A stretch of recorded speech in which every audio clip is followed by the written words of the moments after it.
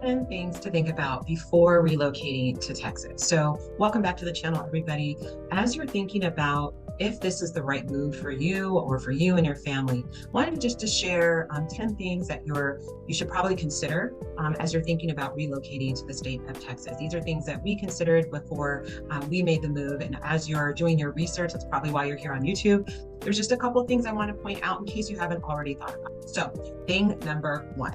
Cost of living, right? For many of you, maybe coming from coastal states, one of the things that is really intriguing and really seen as an advantage in moving to Texas is the cost of living. So it's important to do your research here. Certain parts of Texas may be comparable to where you're coming from. I'm going to include a link on a cost of living comparison that might help you out just so you can see what makes the most sense for you. So definitely take a look at it. I will say, coming from California, we definitely noticed a change there, but do your research just to make sure it is what you think it is. So, job opportunities. Texas has a very diverse job base. And so if you haven't already, definitely take a look at specifically Texas and your industry. So I'm going to include just kind of a visual here. So you can kind of see there's a number of companies that are relocating their headquarters here to Texas. That might not mean anything to you unless it's specific to your industry. So make sure that you check out your industry to see what potential opportunities might be in front of you if you do go ahead and make that. Number three, climate. So Texas has a variety of climates depending on where you are. So Houston's going to be a little more humid than Dallas, and San Antonio might be a little more drier than what you might find in Houston with more storms and things coming through. So definitely do your research. That was something that we looked at as well. We were concerned since we're in the Dallas area about tornadoes and things like that. So do your research, of course. There's no place that doesn't have something going on, right? But just make sure that you're comfortable with what the climate is. Our Texas summers can be pretty intense. Not a huge deal for us because we just stay indoors. But if that's an issue for you, or if you're an outdoorsy person and you really want to be able to get out, you're going to have some challenging times there from about May to mid-September-ish. That's when it kind of starts cooling down. So just keep that in mind for what your lifestyle is like. Check out and make sure that you kind of have a sense of what the climate is. I'll include a link just so you can kind of get some information around typical Texas weather.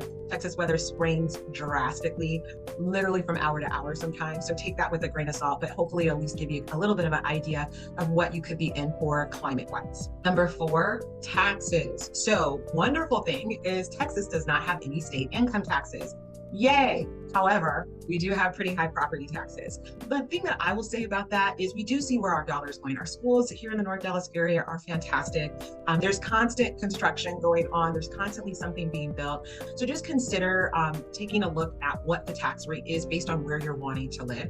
Depending on where you're coming from, it could be higher than what you're used to. So just keep that in mind. When it comes to housing, we do have homestead exemptions. That's not something that you have to apply for. You do have to own the home by January 1st of that year to take advantage of that. And I can do another video that kind of talks more in depth about what a homestead exemption is here in Texas.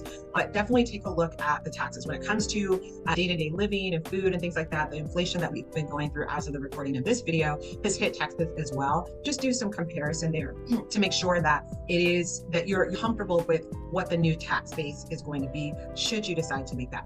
Number five, education. So whether it's college education or maybe you have kiddos and it's elementary, definitely make sure that you're taking a look at the school district site. So there is a Texas grade card. So you can see based on where you're thinking about moving to, what the grades are for that particular district. That's going to be super important. That's also probably going to drive a little bit of what the property values and things like that are. Obviously, the better the rating, chances are great the property values are going to be a little bit higher. But something to check out. I'll also include a link that you can use, and you can type in the name of the district and it'll tell you what the rating A, B, C, or D, probably not D. Texas for the most part hovers in that A and B range for most districts there, but it would be good for you to know that. So that way, as you're preparing to find a house that you fall in love with and you realize the district is lower than where you'd like to be, that's something to consider. So definitely check out for elementary schools. And also if you're college age or you yourself are planning to go to college and you want to be in a brick and mortar, you want to be in person, check out those areas and what offerings are going to be close by to where you're planning on moving to make sure that they have the programs that you want, the community that you want, things like that. So education, whether for yourself or for your family, for your kiddos, that's another thing to consider as you're thinking about relocating here. And again, check out the link for the elementary age to get an idea of what the check out the link to get an idea of what the grades are for the area you are considering moving to. Number 6, healthcare. So Texas has some of the most renowned healthcare institutions in the nation. Here in the North Dallas area, I will say we have tons of excellent hospitals. So depending on where you are in your health journey and things like that, something you also want to check out. Coming from California, we were used to Kaiser, and so everything is under one umbrella. So that was a little bit of a concern for us of like what hospital we're going to go to. What is it going to be like? It's going to be difficult to get doctors and things like that. And I will tell you, I have found it to be a much better experience, to be honest, than what we had when we were in California. The hospitals are top rated here in this North Dallas area, in Prosper, Frisco, McKinney area. So depending on where you're planning on moving to, check out and see what hospitals are available. Baylor Scott and White is a big one out here. Texas Health is another big one. Medical City is another big one. So there are a couple different hospitals and health service providers in the area in Texas. It's a big state. So make sure that you're based on what your needs are, that you do a little research on what types of healthcare you might be able to have access to. So that's another big one to check. Number 7, transportation. So here in the North Dallas area, as you get up into the Prosper, Salina, Little Elm, Aubrey, Frisco area, there's not a ton of public transportation. And so if you don't have a vehicle in this area, it's going to be really difficult to get around. So consider that as you're thinking about for your own travel needs. If you have kiddos, chances are great you're not going to be able to put them on a city bus as you go into the North Dallas area. So something to consider transportation wise. Really in terms of public transportation, it kind of stops around that Plano as you come north, I should say, that Plano area. Now, if you're in Dallas proper, you're going to have a lot more opportunities, a lot more options. But the further north that you go, the transportation needs become a little bit more scant. So you're definitely going to need a vehicle if you're going to be in that North Dallas area. So something to consider if you're thinking about moving here. Number 8, so culture and lifestyle. So depending on what your lifestyle is like, hobbies, your interests, things like that, you want to kind of check out some different options in terms of how you can develop community here in the North Dallas area. I will say that North Dallas is very diverse. We've got tons of folks because it is such a mecca. The migration is coming in here to Dallas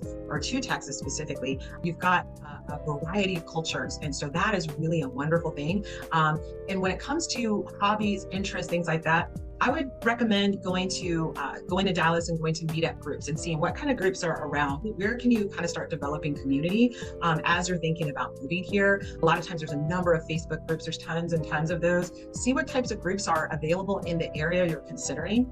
That's one of the quickest ways you can start to develop community as you're picking up your life and relocating to a new area. So think about kind of the types of things that you or your family like to do.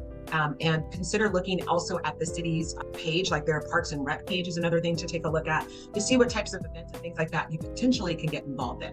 So be sure to do that before you consider making it. Number 9, safety. So Frisco specifically has been in the top 3, I believe, of safe cities. You've got a really wonderful opportunity to be in an environment where you can feel comfortable bringing yourself and your family. I will say though, still do some research. It's not utopia. There's still crime. There's still things happening. So don't be ignorant of that, but just make sure that you're kind of educating yourself on potentially the city or the area you're considering moving to, what the safety rating is for that city. So I'll also include a link for that. So you can click into that, read the safety report, and just kind of get an idea, just so that way you're aware and making sure that it's going to be an area that you're going to be comfortable living. Because obviously the goal is to not just survive in an area, you want to feel like you can thrive. And to do that, you need to feel safe.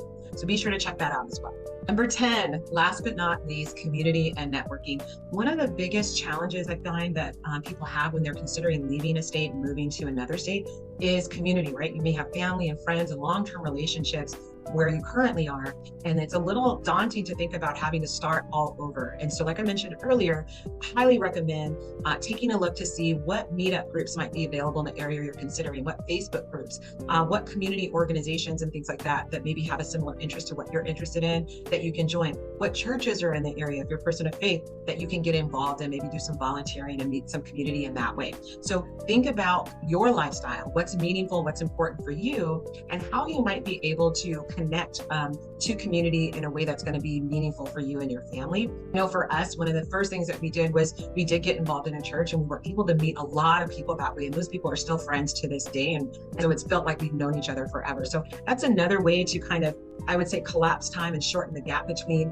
that time of feeling like we're out here by ourselves to actually know we have community, people know us, people are caring for us, and we can care for others as we get settled into our new space. So consider how you might do that. It's going to be different for everybody. But like I said, there's a number of a meetup is a great one because you're physically in the same space. I highly recommend that. Being online is awesome. The Facebook groups, the moms groups, the special interest groups, those are great. But there's nothing like being face to face with somebody and really being able to build community in that way. Chances are great as well is depending on what community you might be moving into. Most of the communities have a Facebook group. So that's another great way to meet neighbors. So if you don't happen to see them out and about, you may start establishing relationships via the Facebook group. And then when you have community events, because a lot of neighborhoods do have that, where it gives an opportunity for everybody to get out and be face to face, that you can be able to build a community in that way. So networking, community, that's super important as well to consider as you're thinking about making moves. All right, so I think that sums it up. That's all 10. So hopefully that's been helpful. If there's a couple things that maybe you had already considered, this is just confirmation that you're doing the right thing. Or if there's some things that I introduced that you had not considered, I'm hopeful that'll give you some insight and help you as you're making decisions. Of course, reach out if I can be of any service as a fairly new, it's been 4 years now, but a fairly new Texan. I might get in trouble for saying that. People say if you're not born here, you can't say you're a Texan. So anyway, a fairly new Texas resident, I'll say it that way. So again, hopefully this has been helpful to you, and I will see you in the next video.